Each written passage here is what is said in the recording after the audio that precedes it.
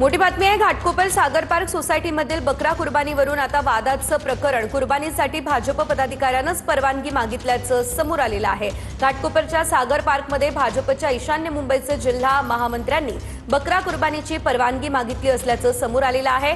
चंद्रकांत मालकर यांनी बकरा कुर्बानीची परवानगी मागितल्याची माहिती आहे। चंद्रकांत मालकरांकडून पक्षानं आता खुलासा मागितलाय।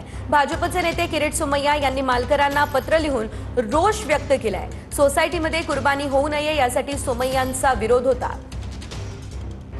मात्र या ठिकाणी आपण जर बघितलं तर आता चंद्रकांत मालकर यांनी खुलासा करावा असं पत्र त्यांना लिहिण्यात आलेलं आहे।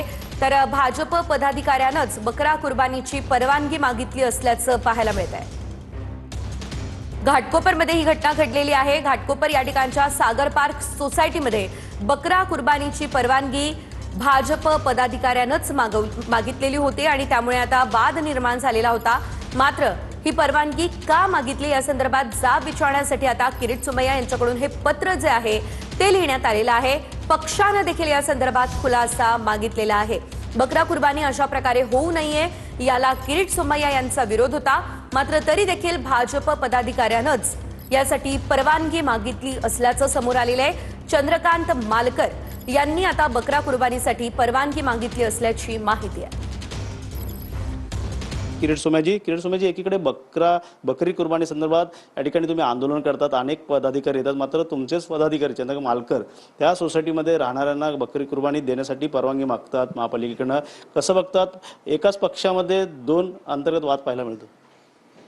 अरे किती काँग्रेस, उद्धव ठाकरे सेना पासून MIM पासून मुस्लिम देश सगळे मैदानात आले, पण मुंबईत कुठल्याही हाऊसिंग सोसायटीत कुर्बानी होऊ दिली नाही, पुढे दिली जाणार नाही।